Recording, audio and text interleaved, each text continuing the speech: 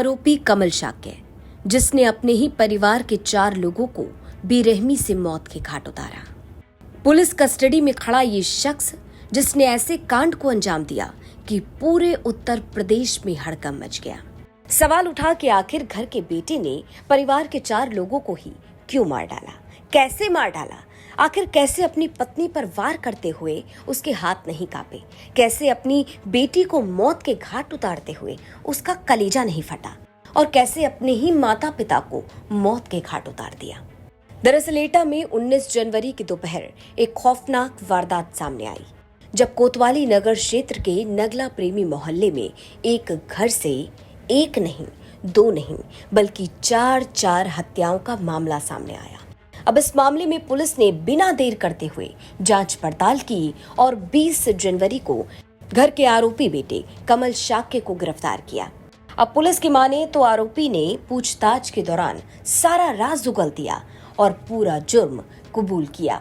आरोपी ने बताया कि कैसे उसने पहले अपनी पत्नी को मारा, फिर बेटी को मारा और फिर माता पिता को भी नहीं छोड़ा। इसमें घटना जब हुई है उस दौरान केवल जो सस्पेक्ट है हमारा जो कोमल है, उनके लड़के वही मौजूद हैं। सीडीआर के माध्यम से भी उनकी बेटी ने भी ये पुष्टि की कि जब 1 बजे के आसपास फोन किया गया था तो घर से पता चला था कि फादर उपस्थित हैं।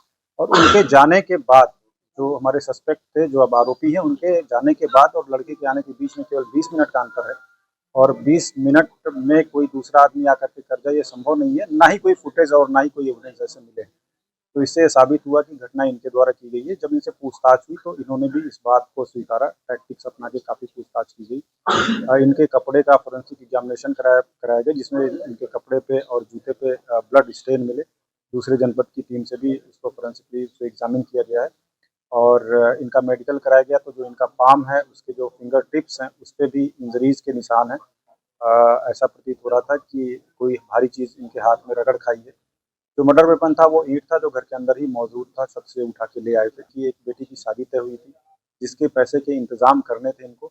और इनके द्वारा ये बताया गया कि कुछ पैसों के इंतजाम कर भी लिए थे इनके द्वारा, लेकिन वो 2-3 दिन डिले हुआ। और जब ये खाना खाने गए तो इनकी पत्नी द्वारा फिर से पूछताछ की गई कि पैसे आपने दिए कि नहीं दिए, खाते में डाले कि नहीं डाले।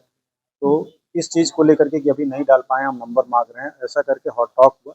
और इनका कहना है कि इनकी पत्नी के द्वारा कुछ इनको कड़े शब्द यूज़ किए गए, अभद्र चीज़ें ऐसी यूज़ की गई, जिससे ये आवेशित हो गए। एक तरह का इन्होंने बताया कि ये सडन प्रोवोकेशन के में आ गए और इन्होंने वहाँ गाली गलौज की, उसके गले को पकड़ के खींच लिया। उस समय इनकी बेटी भी दूसरे कमरे में मौजूद थी, वो भी आई।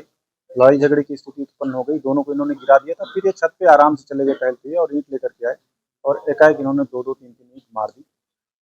फिर इनकी जो मदर थी वो चिल्लाती हुई आई, शोर करने लगी, तो इन्होंने मदर के सिर पे भी एक बार कर दिया। हालांकि उनकी डेथ नहीं हुई थी, वो नीचे गिर गई। फिर ये बाद में जो इनके फादर थे, इनको लगा कि कहीं घटना पता ना चल जाए, साक्ष्यों को छुपाने और किसी को जानकारी ना हो, इस क्रम में इनके फादर जो कैंसर पेशेंट थे वो लेटे हुए थे, उनके भी सिर पे एक बार पाया गया, जिससे उनकी भी डेथ हुई है। और फिर ये घर से निकल गए। उसके 20 मिनट बाद, जैसा मैंने पहले बताया, इनका बेटा आया, उसने इस घटना की सूचना दी। जाने के बाद ये अपने दुकान पे गए, वहाँ से 500 रुपये लिए और फिर टीपी नगर पेट्रोल पंप के पास 300 रुपये का इन्होंने पेट्रोल डलवाया। इनका ये कहना था कि ये स्वयं सोच रहे थे कि आगे जाकर के ये भी कहीं एक्सीडेंट होकर अपनी जीवन लीला समाप्त कर लेंगे, लेकिन इसी बीच इनकी बेटी का फोन गया कि कुछ घटना हो गई, तो ये वापस आ गए। पुलिस की माने तो आरोपी ने बताया कि दोपहर लगभग 12:55 पर आरोपी घर पर लंच करने आया था।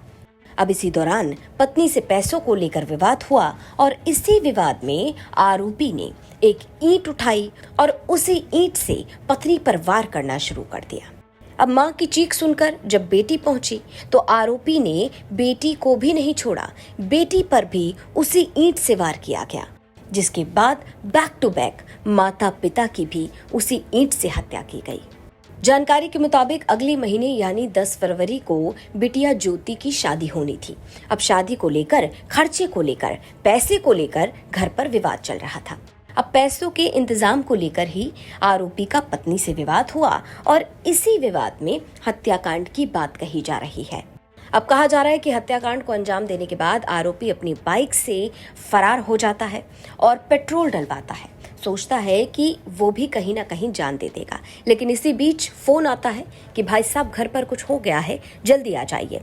खबर मिलते ही आरोपी सीधा घर पहुंचता है और पुलिस की शक की सुई शुरुआत से ही आरोपी कमल शाक्य पर थी।